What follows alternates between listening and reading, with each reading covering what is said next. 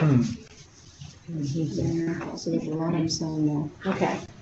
But Sterling said he can. Bob says he can. Apparently some of you cannot hear me. Which they couldn't hear that. Which you couldn't hear that. That's right. Okay. Okay, now people are coming in saying they can hear us. Great, thank you.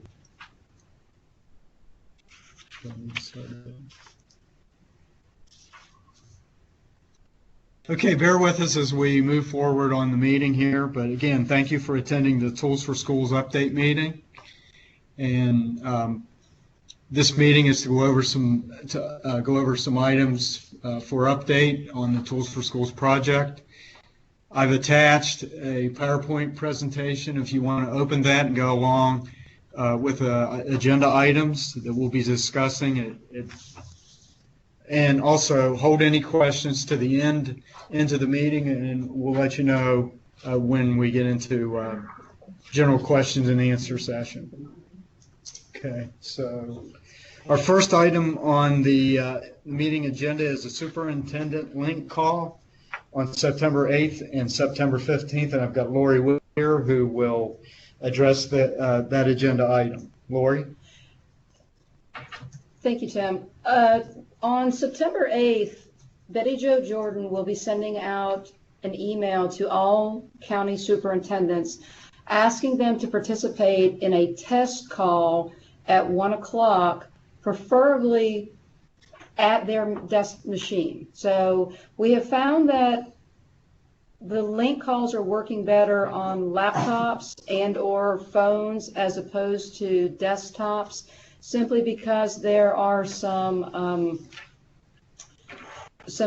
driver issues with some of the sound cards. So what we would like is for all of the county contacts to try to make it a point to either be with their county superintendent at 1 o'clock on Monday, or to have a representative there with the county superintendent on Monday at 1 o'clock in case they run into some trouble, that we can do a little bit of troubleshooting.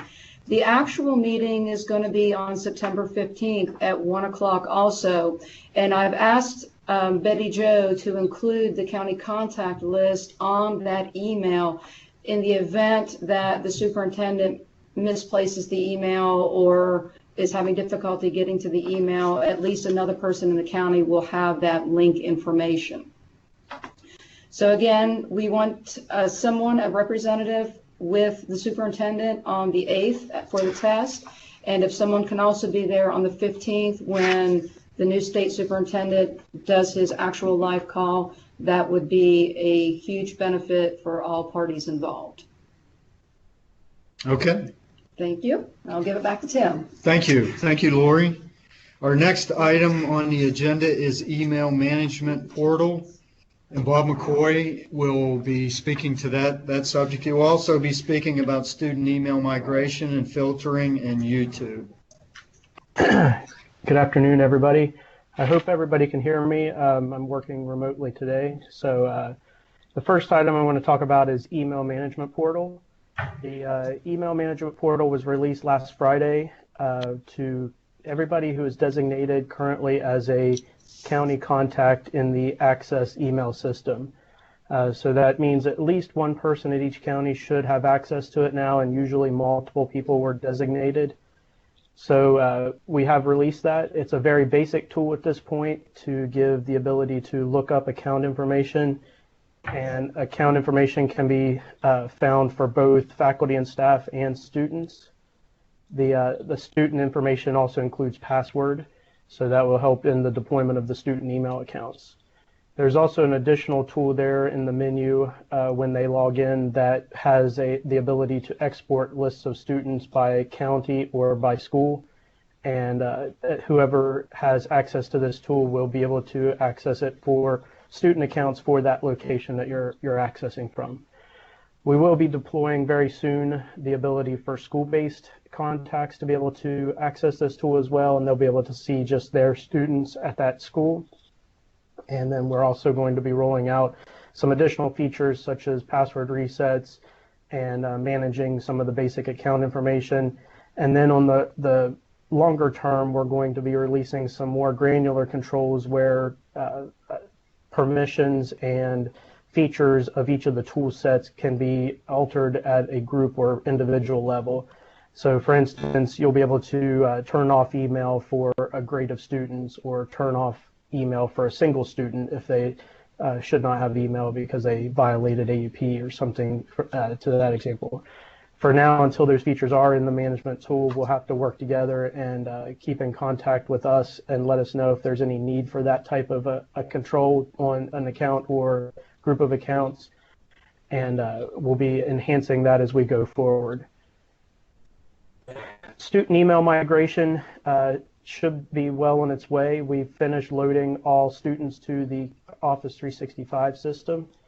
I think we're currently sitting at about 282,900 and some students, and we will continually watch for new students being added to WVIS and get them in Office 365 on an automated basis. Currently, the student tool set includes all features of Office 365 with the exception of link. So every student currently does have email. If that's something that's not desired for your location or for certain grades, like I said, let us know and we can get that taken care of for you until we have that available to you in the management tool set. And finally, the last topic I'm going to speak about is filtering in YouTube.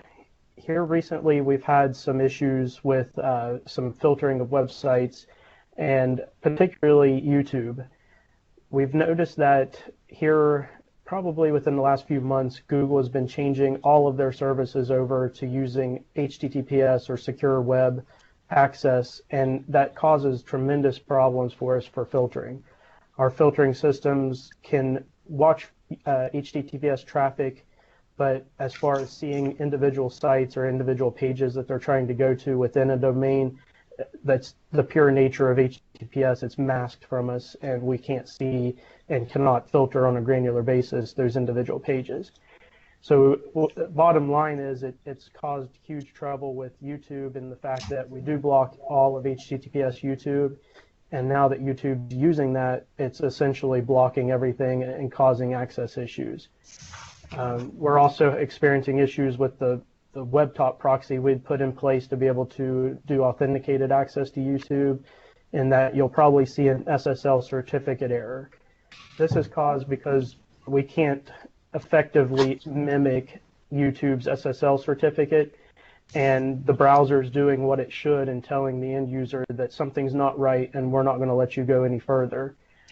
So we're working on an additional method of filtering in our NetSweeper system called Authenticated Redirect, and I talked about this at the last TSS meeting. We currently had to wait until we had the Active Directory fully set up from the Office 365 system, as that's going to be the user repository that the NetSweeper hooks into and is using to authenticate users. So now we're able to progress with that implementation, and I'm hoping within the next week or 2 weeks that we can have a working implementation of the Authenticated Redirect, and it should allow us to open back up YouTube access and possibly other websites such as Pinterest and some others. So I'm excited to be able to get that going, and hopefully it'll come sooner than later, and we'll get that open back up, because I know this has a huge, tremendous impact to the classroom and the teachers and what they do, and I'm hearing about it daily, so I know that it has that impact, and we're working on it, and it's a priority project. But that's all I have for now, and I'll hang around for the question and answer period. So thank you, Tim. Thank you, Bob. Next is the Microsoft IT Academy, and Becky Butler is going to address that agenda item. Hi there. There's really a lot to talk about with the Microsoft IT Academy, and we have a newsletter that's going to be coming out in the next week or so, and I have a full page of information about it. But just to give you an update of where we are, every public high school and CTE center has a license. These licenses are for brick and mortar buildings, so every teacher, student, in these locations can have full access to the Microsoft IT Academy. Business teachers many business teachers, about 95 were trained over the summer on how to use these. And we are scheduling additional training for those who couldn't make it this summer or did not know about it in time. If we have people from RESA, if you all have techs, if there's county personnel, if there are TISs or teachers in your schools that are not at the high school or the CTE Center that are interested in participating in a Microsoft IT Academy, have access to that, then please send me their name, email, their location, and what their position is. Contact me with that information, and I'll set them up with an account, and they can start working on that. At that point, it is work on your own type things. We will also be developing some e-learning courses that have a little bit more guided instruction if somebody's wanting to work along that line as well. There will be certification exams available for the students probably about January. Sterling's working on that right now, but we will have something at that point in time for the students. And with every Microsoft IT Academy license for each location, there are 10 exams for the mouse certification, 10 exams for the Microsoft Certified Educator, and 10 exams for the Microsoft Technical MCT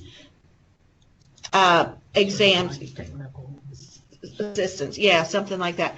But there are that come with each location for educators, not for the students, that are available at any point in time as well. So, and that will be available each year as well. So know that these things are there and available. We do have a website, and I'll send a link out, and we're going to be putting some more updates, contact information. We have links to recorded webinars, and we will do more webinars if people are interested. Thank you, Becky. Just a reminder for all the attendees, this link session is being recorded for future use. Next, we're going to talk about the scheduling of Tools for Schools planning meeting, and Brenda Morse will be addressing that agenda item. Good afternoon, everybody. I just wanted to say that we are in the process of scheduling Tools for Schools planning meetings. We've done about 12 or 13 counties so far, and we hope to continue to knock those off quickly. So if you can work back through your Pomeroy sales rep and get those scheduled. I do know that it's a little bit of a challenge right now because we haven't been able to process purchase orders due to the delay with Aliases. So I'm kind of jumping around to number 10 as well as I'm talking about this, but that delay, we feel like we're making some progress. We're starting to see some movement on some purchases through that new system. So I do have hope. We have been saying it's 4 to 6 weeks from every time you ask the question. And at this point, I'm not going to say that anymore. I'm just going to say we're starting to see some movement, and we have hope that we'll be able to process some Tools for Schools orders soon. So please do go ahead and work with your Pomeroy reps and get your Tools for Schools meetings scheduled, and hopefully we'll be able to see some movement on those purchases fairly quickly. If there's something that you need immediately, I know you have local share money and other county funds that you can use if you have an immediate need. But we still cannot process orders as of today, but we are hoping that problem is going to go away sooner than later. Thank you. Our next agenda item is cyber safety, and Becky Butler will be addressing that agenda item. Becky? Hi there. The cyber safety lessons are still required for all students. You are still welcome to use Tech Steps if you purchased it, but remember that is no longer a requirement. There are other options available, including Common Sense Media or other options if you have something that you've developed locally at the county level that you would like to have approved. If you have questions about it, you can ask Julia Legg about that. We will be recording how the students are doing and which students have had the lessons in a module through WVEIS, through WOW.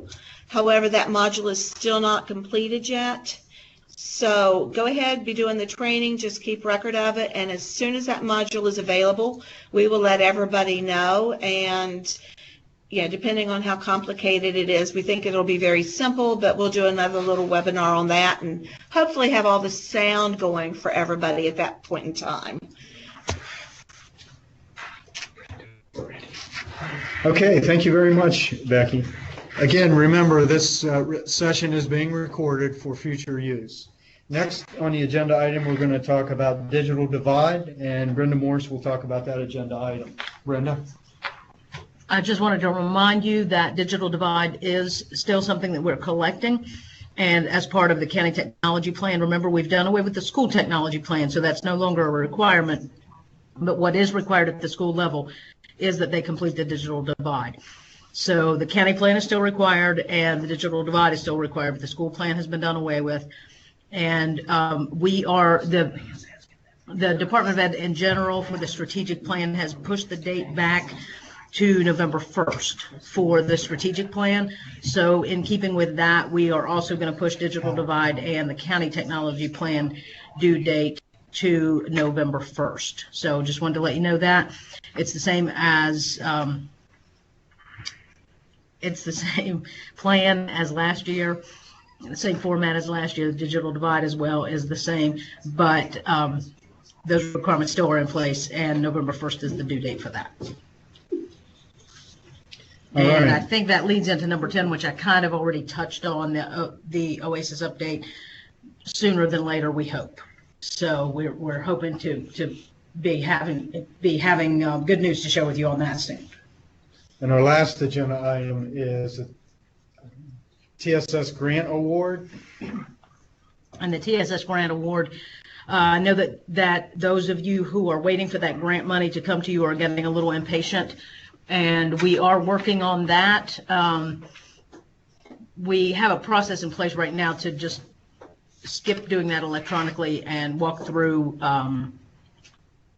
paper to get that going. And so if you don't hear something within a couple of weeks on your TSS grant funds for those counties that get grant funding, then start calling us and letting us know. But we are in the process of walking those through, and we hope to have those TSS grants out to you within the next couple of weeks. All right, that concludes the agenda items. We're going to open it up for questions and answer now. But what I would like to do is conduct those questions to the chat. So if you have any questions, please send the chat to me, and we will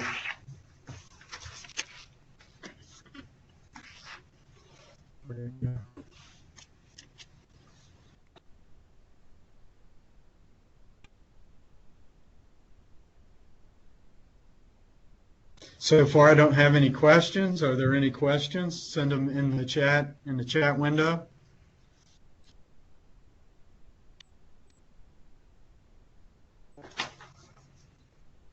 The first question that we have, how would we get access to the license number in the IT Academy?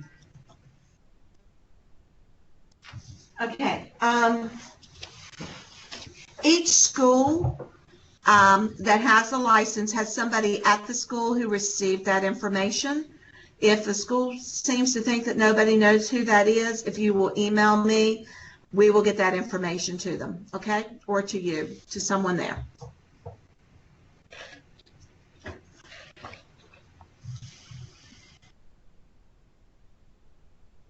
Okay, a question, what is expected on Monday? And I think that is in reference to the superintendent link call. All that is expected out of the technology rep is that they are with the superintendent to ensure that they're getting the sound. We're not concerned about them having video. We just really need for them to be able to hear Dr. Martriano whenever he does his presentation on the 15th. So as you sort of saw in the chat window, we had a couple people that were experiencing some sound issues. We want to make sure that we get these cleared up prior to the meeting on the 15th, and having that tech rep with the superintendent at the time of the meeting on the 8th would be extremely helpful. That meeting, I don't foresee taking more than about 15, 20 minutes. Thank you, Lori. Our next question, what should we do about new employee email addresses? Is Bob still on? Bob, are you still on? I am. I'm here. New employee email addresses, we're working on that process as well. The primary reason we haven't rolled out a capability of requesting directly to a Office 365 account is that we're trying to make sure we get everybody who currently has an Access email address converted over so they claim their corresponding Office 365 account. Right now in our system, we don't have a way to reserve those addresses, and the last thing we would want to have happen is JDO at Access trying to claim JDO at K-12, and it's already taken by somebody else. So we're trying to work through that, and if we can build out the way to reserve the addresses, then we can open up access to going straight to a Office 365 for a new employee. We'll do that as soon as we can. For now, we're still accepting Access applications, and I know it seems kind of redundant and unnecessary to apply for an old email account that you're just going to turn around and sign up for another one. But for at least the short term, that's how we're going to have to operate, and shortly we should be able to go straight to requesting Office 365 accounts. I don't have a firm date on that though yet. Thank you, Bob.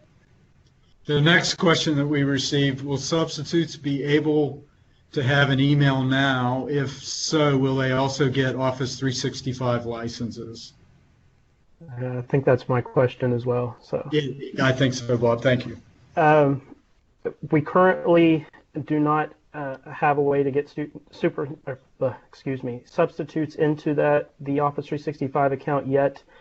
The only people that we can put into Office 365 right now through the webtop system and the way we've had to define it for our contractual obligations with Microsoft is that they have to be a full-time equivalent employee on the certified list of employees.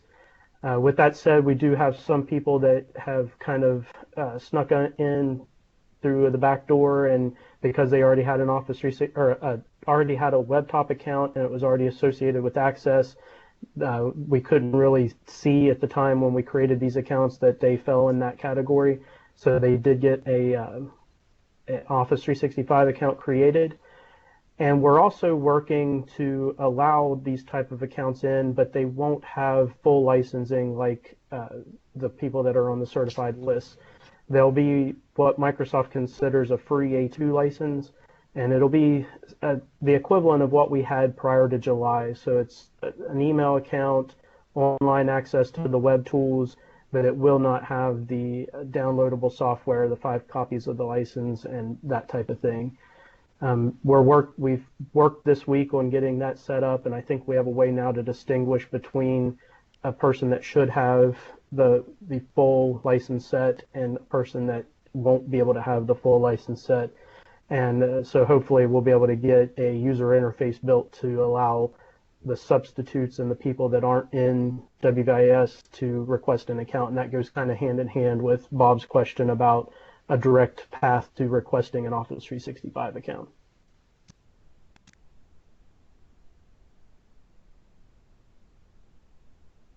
All right. Has there been next question, has there been a resolution to the webtop account being linked to another email other than Access account and being able to claim 365 account?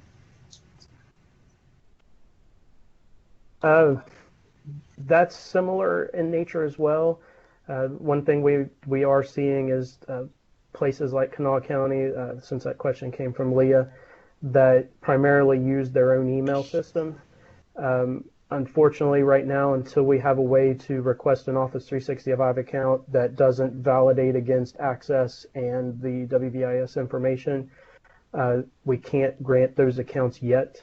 That will be coming, and we know it's something that needs to happen soon, and we're working on it. But if in the meantime, in the immediate time, if a person needs access to Office 365, then we will accept the access application and get them account created as quickly as we can.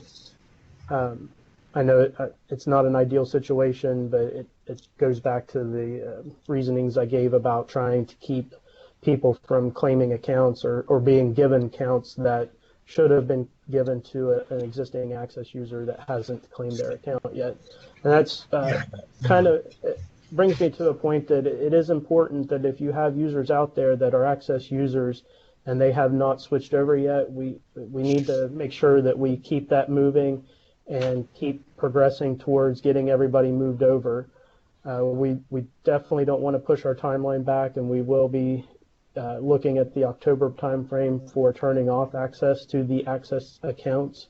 So sooner than later is definitely better to get those accounts moved over and make sure that we don't have any last minute issues and we can get the ball rolling on letting the other processes start to facilitate those type of account requests.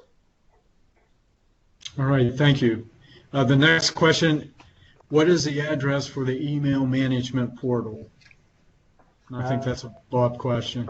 I'll throw that in the chat so that it's just easier to get to. Thank you. Let's see. We've been told that adult students at the Tech Center probably won't get Office 365 accounts. Will they be able to participate in the IT Academy? Mary, yes, they will be able to participate. We have worked out a thing where the adult basic ed teachers will be getting an account through the virtual school, so that, again, they will need to contact me. And then the adult students just need a Microsoft account of some sort, like they can get a free one through Outlook.com, or if they have a MSN account, or if they have a, I'm trying to remember what my husband has. He has something weird like that, Hotmail account. So if they have one of those, they'll be able to access the Microsoft IT Academy. Thank you, Becky. The next question is actually a comment and a request. Any thoughts on a location-based account for Link just for meetings, i.e. at the RESA level or county buildings? These accounts wouldn't need to have the entire Office 365 experience just to log into Link meetings. Any thoughts on location-based accounts for, let's see, I guess it's repeated. All right, same question.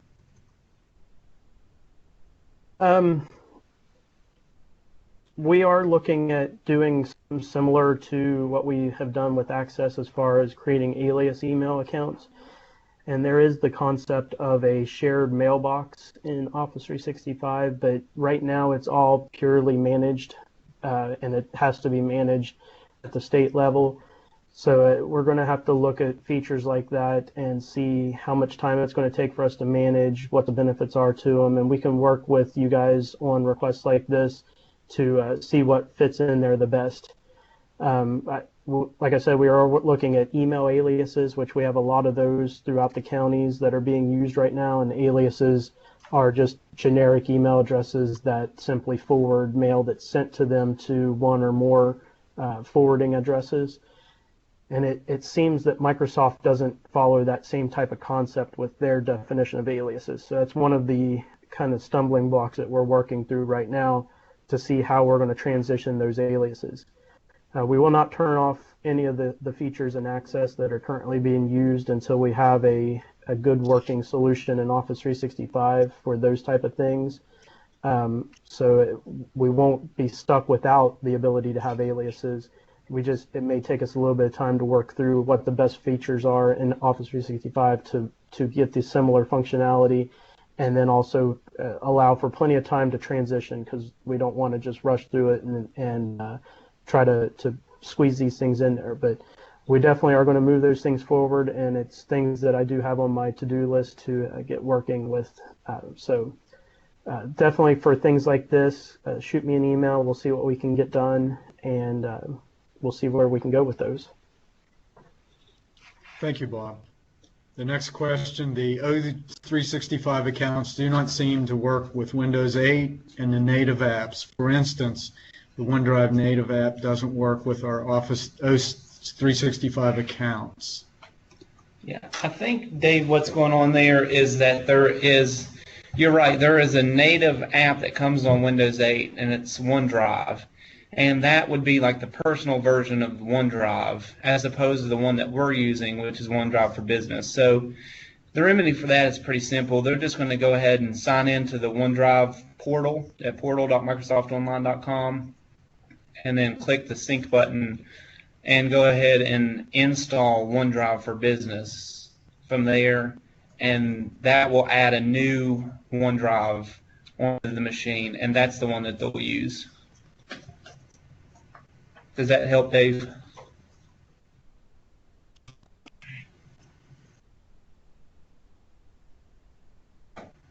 Are there any other questions or comments?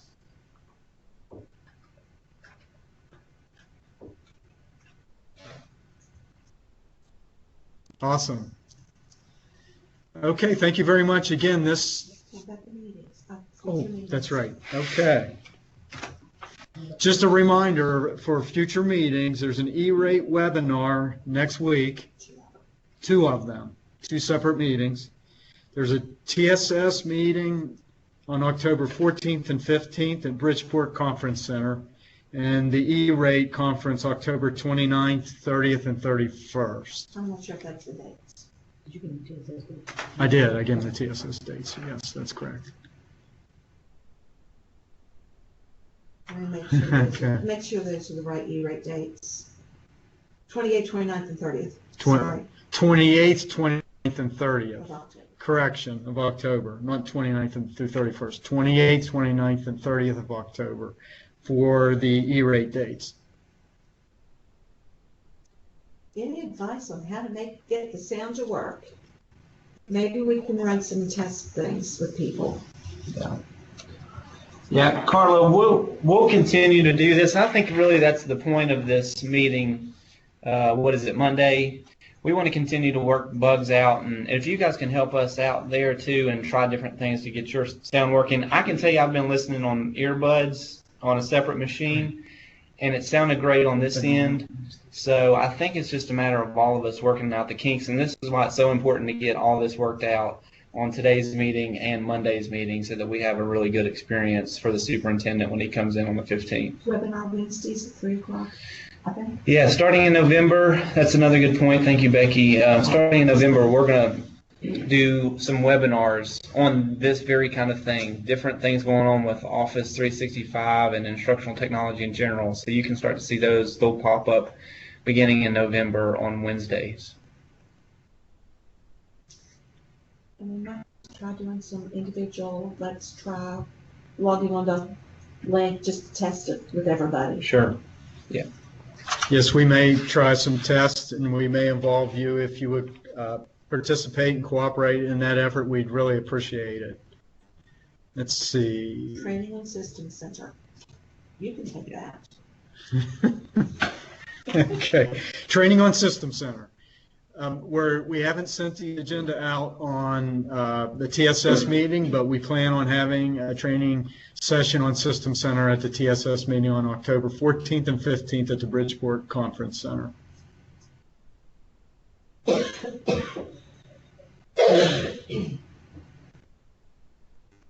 Any other questions?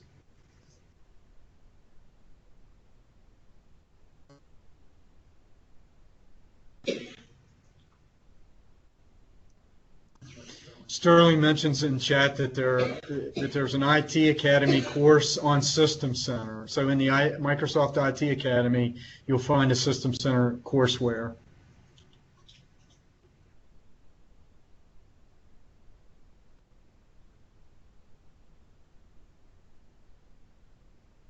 We can just mute down, and they can leave the chat window open for a few minutes and let people talk it out if they want to.